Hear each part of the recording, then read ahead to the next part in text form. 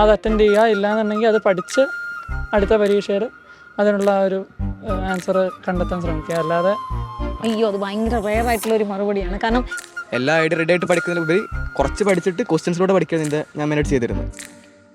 സമയം പോവുകയാണെന്നുണ്ടെങ്കിൽ റെഫറൻസ് ആയിരിക്കും ഏറ്റവും കൂടുതൽ നല്ലത്. ഈ സമയത്ത് ഇപ്പോൾ ഒരുപാട് ആൾക്കാർ ഇപ്പം നീറ്റിന് പ്രിപ്പയർ ചെയ്യുന്ന ആൾക്കാർക്ക് പലരും പല ഉപദേശങ്ങളും തരും. ഉദാഹരണം പറയുകയാണെങ്കിൽ ഇവനിപ്പം പറഞ്ഞു റെഫറൻസിൽ വന്ന്, ഇപ്പം ഞാൻ ഒരു വർഷം മുമ്പ് റെഫറൻസിൽ പോയില്ല. അപ്പം ഞാൻ പറയാൻ ശ്രമിക്കുന്നത് വെച്ചാൽ സാഹിത്യ നഗരി, ചരിത്രമുറങ്ങുന്ന മാനാഞ്ചിറയും മധുരം മണക്കുന്ന മിഠായി തെരുവും, അങ്ങനെ കുറേ നല്ല മനുഷ്യരുള്ള ഒരു സിറ്റി കോഴിക്കോട്. ഇന്ന് ഞാൻ ഈ കോഴിക്കോട് നഗരത്തിൽ എത്തി നിൽക്കുന്നത് ബ്രില്യൻറ്റ് സ്റ്റഡി സെൻറ്ററിൻ്റെ ഭാഗമായിട്ട് ഞങ്ങളോടൊപ്പം പഠിച്ച ഞങ്ങളുടെ മക്കളെ കാണാനാണ്. ഫസ്റ്റ് ഇയർ MBBS സ്റ്റുഡൻസിനെ കാണാനാണ്. അതിൽ കുറച്ച് ആൾക്കാർ, കുറച്ചൊന്നും പറയാനില്ല കേട്ടോ, കാരണം 250 സീറ്റിൽ 200ഓളം സീറ്റുകൾ ബ്രില്യൻറ്റിയൻസിൻ്റേതാണ്. അപ്പോൾ കുറച്ച് പേരെ ഞാനിങ്ങ് കൂട്ടി, എന്നോടൊപ്പം ഇവരുണ്ട്. ഇനി ഇവർ നിങ്ങളോട് കുറച്ച് കാര്യങ്ങൾ സംസാരിക്കും. മോനെ, പേരെന്നാടാ?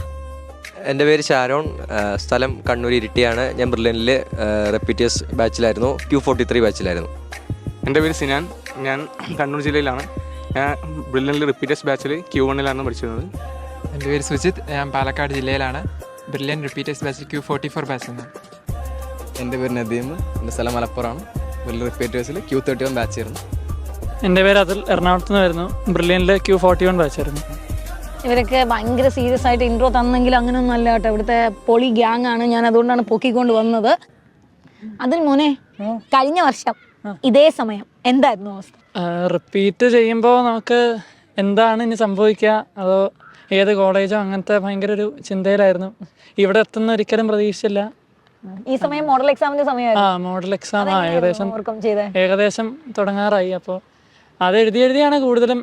കാരണം നമുക്ക് ഇട്ട കൂടുതൽ പരീക്ഷകളും അത്യാവശ്യം കുറച്ച് ടഫായിരുന്നു. ആ രീതിയിൽ തന്നെയാണ് നമ്മുടെ 2025 നീറ്റും ഏകദേശം വന്നത്. അത് ഓർക്കുമ്പോൾ ഇപ്പൊ എന്ത് തോന്നുന്നു? ഇപ്പോൾ ഓർക്കുമ്പോൾ ഒരു സന്തോഷമൊക്കെ തോന്നുന്നുണ്ട്. ആ ഫേസിനെ കുറിച്ച്, കാരണം ഇപ്പൊ എല്ലാരും കുറച്ച് ആങ്ഷ്യസ് ആണേ. കാരണം പരീക്ഷ തുടങ്ങുമ്പോൾ നിങ്ങൾ ഈ ഒരു സമയത്ത് അങ്ങനെ ആയിരുന്നിരിക്കണമല്ലോ. അതെങ്ങനെയായിരുന്നു നിങ്ങൾ ഒന്ന് ഓവർകം ചെയ്ത്? കാരണം നിങ്ങളെന്ന് പറഞ്ഞാൽ അത് എല്ലാം ഓവർകം ചെയ്ത് വിജയം ഇപ്പം കൈപ്പിടിയിൽ ഒതുക്കി നിൽക്കുന്നവരാണ്. അപ്പം നിങ്ങളുടെ വാക്കുകൾക്ക് ഭയങ്കര വിലയാണ്.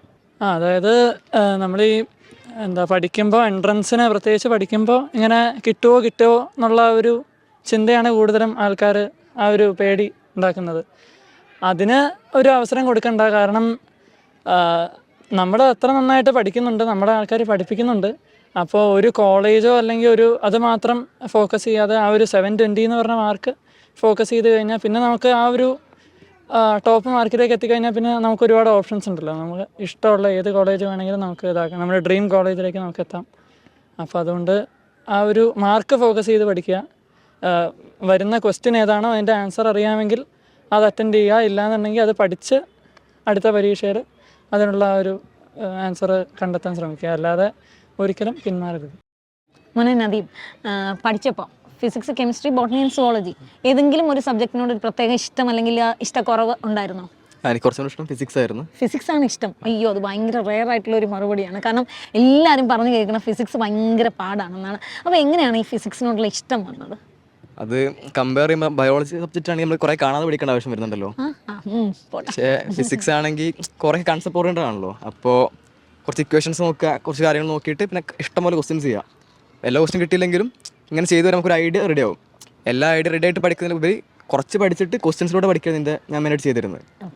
അപ്പോൾ ഫിസിക്സ് കുറച്ച് താല്പര്യം. ബേസിക് കോൺസെപ്റ്റ്സ് പഠിച്ചു കഴിഞ്ഞിട്ട് പിന്നെ ക്വസ്റ്റ്യനിലൂടെ ഇൻഡെപ്തിലേക്ക് പോകുമായിരുന്നു. അങ്ങനെയാണ് ചെയ്യുന്നത്.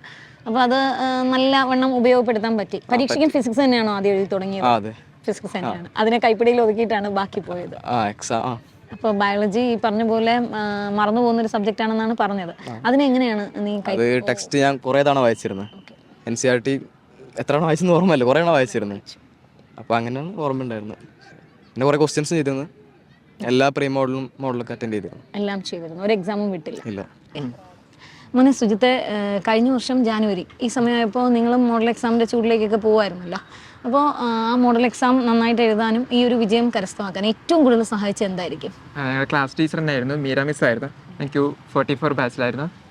മിസ്സ് എല്ലാ മോഡൽ എക്സാം കഴിഞ്ഞാലും മാർക്ക് കുറഞ്ഞു കഴിഞ്ഞാൽ മിസ്സ് നമ്മുടെ ഹോസ്റ്റൽ വാർഡനെ വിളിച്ചിട്ട് ഞങ്ങൾ വിളിക്കുമായിരുന്നു എപ്പോഴും. എന്താ പറ്റിയേ, എന്താ മാർക്ക് കുറയാനുള്ള കാരണം, എവിടെ തെറ്റ് പറ്റിയ, എങ്ങനെയൊക്കെ പഠിക്കണം എന്നുള്ള കാര്യങ്ങളെല്ലാം പറഞ്ഞത് മിസ്സായിരുന്നു. പിന്നെ എല്ലാ കാര്യങ്ങൾക്കും ഞങ്ങളൊരു ഒരു മിസ്സിനെ ടീച്ചറിനെ പോലെ ഞങ്ങൾ മിസ്സിനെ കണ്ടില്ല. ഏതൊരു സമയത്തും മിസ്സിൻ്റെ അടുത്ത് ആൾക്കാരുണ്ടാവും, എല്ലാ കാര്യങ്ങളും ഇങ്ങനെ പറയാൻ വേണ്ടിയിട്ടും. അങ്ങനെ മിസ്സ് ഫ്രീ ആയിട്ട് ഞങ്ങൾ കണ്ടിട്ടില്ല. പക്ഷേ ഏത് കാര്യങ്ങളും പറയാൻ, എന്തും തുറന്നു പറയാനുള്ള ഒരാളായിരുന്നു ഞങ്ങളുടെ മീര മിസ് എന്ന് പറയുന്നത്. ഭയങ്കര സപ്പോർട്ടീവ് ആയിരുന്നു എല്ലാ കാര്യങ്ങൾക്കും.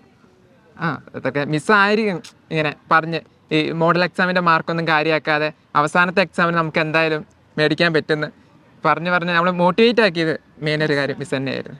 പിന്നെ രണ്ടാമത്തെ കാര്യം എന്ന് പറയുന്നത് റെഫറൻസ് ആയിരുന്നു. റെഫറൻസ് ഞാൻ പ്രൈഡ് ഹോസ്റ്റലായിരുന്നു. അപ്പോൾ ഞങ്ങൾക്ക് രാത്രി ഒരു 12 മണി വരെ റെഫറൻസിനിരിക്കാം. അപ്പോൾ കൂടുതൽ സമയവും ഞങ്ങൾ ബ്രില്യൻറ്റിലെ റെഫറൻസ് എന്ന് പറഞ്ഞാൽ രാത്രി റെഫറൻസ് എന്ന് പറഞ്ഞാൽ ആരും ഉണ്ടായിരുന്നു. ഭയങ്കര കാം ആൻഡ് ക്വയറ്റ് എൻവയോൺമെൻ്റ് ആയിരിക്കും. എനിക്ക് പിന്നെ പൊതുവെ ഒരു സ്ഥലത്ത് ഇരുന്ന് പഠിക്കുന്നതല്ല, ഇങ്ങനെ നടന്ന് പഠിക്കുന്നത്. ബയോളജിയൊക്കെ ഇങ്ങനെ നടന്ന് പഠിക്കുമ്പോൾ മീൻസ് ആരും ഉണ്ടാവാത്ത സമയത്ത് നമുക്ക് മാത്രം കോൺസെൻട്രേറ്റ് ചെയ്ത് ഇങ്ങനെ പഠിക്കാൻ ഭയങ്കര ഒരു സപ്പോർട്ടീവാണ്. പിന്നെ എപ്പോഴും റെഫറൻസിന് പോയി കഴിഞ്ഞാൽ ഒരു മടുപ്പ് തോന്നുന്നത്. അപ്പോൾ 1-2 ദിവസം ഹോസ്റ്റലിൽ ഇരുന്ന് പഠിച്ച് പിന്നെ വീണ്ടും റെഫറൻസിൽ പോയി സമയം പോവുകയാണെന്നുണ്ടെങ്കിൽ റെഫറൻസ് ആയിരിക്കും ഏറ്റവും കൂടുതൽ നന്ന്. അതുപോലെ റെഫറൻസ് ഇരുന്ന് അവിടുത്തെ ബുക്കും മെറ്റീരിയലൊക്കെ ഉപയോഗിച്ച് പഠിക്കുക എന്നുള്ളത് നല്ലൊരു ഇതായിരുന്നു. മോനെ സിനാന് ഒരു ഫിസിക്സ്, കെമിസ്ട്രി, ബയോളജി പഠിക്കുമ്പം എങ്ങനെയായിരുന്നു ഒരു സ്ട്രാറ്റജി, എങ്ങനെയാണ് അത് പഠിക്കുക എന്ന് തോന്നണോ?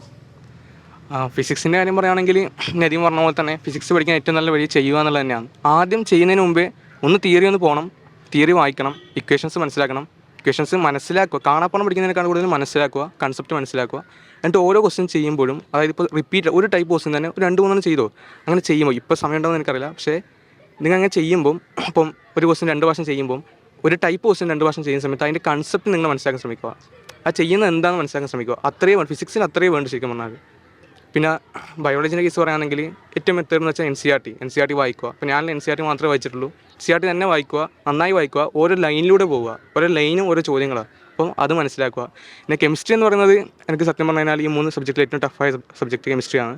അപ്പം അതിനെക്കുറിച്ച് പറയുകയാണെങ്കിൽ ഓർഗാനിക് പൊതുവേ അത്ര വിഷമമുണ്ടായില്ല. ഇപ്പം ഫിസിക്കൽ കെമിസ്ട്രി പറയുകയാണെങ്കിൽ അത് ഫിസിക്സ് എന്താണ് ചെയ്യുന്നത് അത് തന്നെയാണ് ഈ ഫിസിക്കൽ കെമിസ്ട്രീൻ്റെ കാര്യത്തിൽ ചെയ്യേണ്ടത്.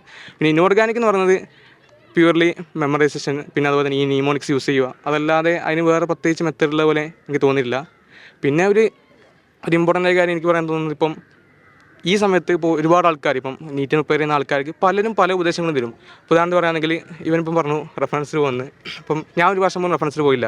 അപ്പം ഞാൻ പറയാൻ ശ്രമിക്കുന്നതെന്ന് വെച്ചാൽ നിങ്ങൾക്ക് ഇപ്പം ഇപ്പോൾ ഷോർട്ട് നോട്ട് പ്രിപ്പയർ ചെയ്യുക, അങ്ങനെ പല മെത്തേഡ് ഓരോ ആൾക്കാർ ഓരോ മെത്തേഡെങ്കിൽ പറയുക. പക്ഷേ സത്യം പറഞ്ഞു കഴിഞ്ഞാൽ നിങ്ങളുടെ ഉദ്ദേശം നീറ്റ് കിട്ടുക എന്നുള്ളത് തന്നെയാണ്, അതിലൊരു സംശയമില്ലല്ലോ. അപ്പം അങ്ങനെയാകുമ്പം നിങ്ങൾക്ക് ചെയ്യാൻ തോന്നുന്നത് എന്ത് മെത്തേഡാണോ അത് മറ്റുള്ളവർ പറയുന്നതൊന്നും നിങ്ങൾ കാര്യമാക്കണ്ട. നിങ്ങൾക്ക് എന്താണ് ചെയ്യാൻ തോന്നുന്നത് അത് ചെയ്യുക. അത് ശരിയാണ്, അത് മറ്റുള്ളവർ നോക്കണ്ട, അത് ശരിയാണ്, അങ്ങനെ പോവുക. മോനെ ഷാരോൺ, പൊതുവെ എല്ലാവരും പറഞ്ഞു കേൾക്കുന്ന ഈ ഒരു സമയം എന്ന് പറയുന്നത് ഭയങ്കര ആങ്ഷ്യസ് ആണ്, അല്ലെങ്കിൽ ഭയങ്കര സ്ട്രെസ്സാണ്, അങ്ങനെയൊക്കെ പറഞ്ഞു കേൾക്കുന്നുണ്ട്. അപ്പോൾ ഈ സമയത്ത് സ്ട്രെസ്ഡ് ആയിരുന്നോ അതോ എങ്ങനെയായിരുന്നു അത്? ഞാൻ സ്ട്രെസ്ഡ് ആയിരുന്നോ എന്ന് ചോദിച്ചിട്ടുണ്ടെങ്കിൽ അല്ല എന്നൊന്നും പറയുന്നില്ല, ആയിരുന്നു, ചെറുതായിട്ടായിരുന്നു.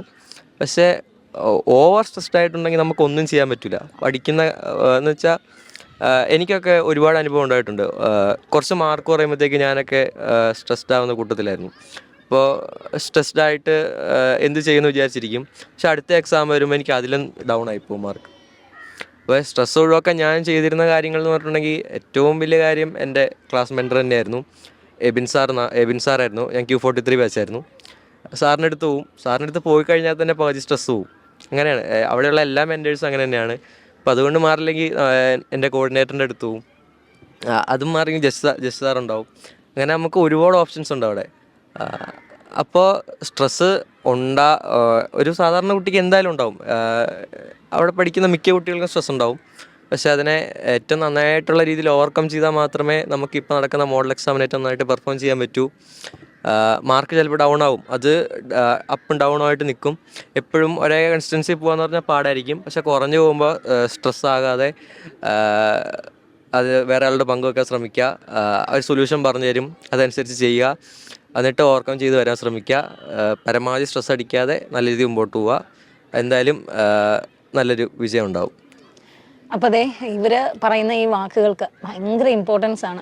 കാരണം എന്ന് പറഞ്ഞാൽ ഒരുപക്ഷെ ഞങ്ങളൊന്നും പറയുന്ന പോലെ അല്ല, നിങ്ങളുടെ അതേ സിറ്റുവേഷനിലൂടെ അതേ മാനസികാവസ്ഥയിലൂടെ കടന്നുപോയി അതിനെല്ലാം സബ്ജക്റ്റ് വൈസ് ഉള്ള കാര്യങ്ങളായാലും അല്ലെങ്കിൽ ബാക്കിയുള്ള ഈ പറയുന്ന പോലെ mental and physical health vice ഉള്ള കാര്യങ്ങളായാലും എല്ലാം ഓവർകം ചെയ്ത് നിൽക്കുന്ന ആൾക്കാരാണ് ദേ ഇപ്പോൾ ഇരിക്കുന്നത്. എന്തിനാണ് ഈ എല്ലാ വർഷവും ഇതുപോലെ തന്നെ ഓൾ ഇന്ത്യയിൽ ഞങ്ങൾ എല്ലാ മെഡിക്കൽ കോളേജുകളിലും പോയി 90% ബ്രില്യൻറ്റൻസ് ഉണ്ടെന്ന് പറയുമ്പോഴും അവരെ നിങ്ങളുടെ മുന്നിലേക്ക് കൊണ്ട് എത്തിക്കുന്നത് എന്തിനാണെന്ന് ചോദിച്ചാൽ ഓരോ പ്രാവശ്യവും താഴേക്ക് പോകുമ്പോൾ ഇവരുടെ ഈ മുഖങ്ങൾ, ഇവരുടെ ഈ വൈറ്റ് കോട്ടും സ്റ്റെതസ്കോപ്പും ഒക്കെ ഇട്ട് വരുമ്പോഴുള്ള ഒരു ഫീലിംഗ് ഉണ്ടല്ലോ, അത് മുന്നിൽ കണ്ടു വേണം നിങ്ങൾ പഠിക്കാൻ. ആ ഒരു ഫീലിംഗ് ആയിരിക്കണം, ഇവരുടെയൊക്കെ മുഖമായിരിക്കണം. എപ്പോഴെങ്കിലും ഒന്ന് താഴെ പോകുന്നു, ഞാനിത് എന്തിനു ചെയ്യുന്നു എന്ന് തോന്നുമ്പോൾ ആ എന്തിനെന്നുള്ളതിൻ്റെ ആൻസറാണ് ഇവർ ഓരോരുത്തരും. അപ്പം നമുക്ക് എല്ലാവർക്കും വേണ്ടി ഒരു ഓൾ ദി ബെസ്റ്റ് പറഞ്ഞാലോടാ. സോ നീറ്റ് പരീക്ഷ എഴുതുന്ന എല്ലാ കുഞ്ഞുങ്ങൾക്കും all the best. Brilliant Study Center, India's #1 coaching center for NEET and JEE.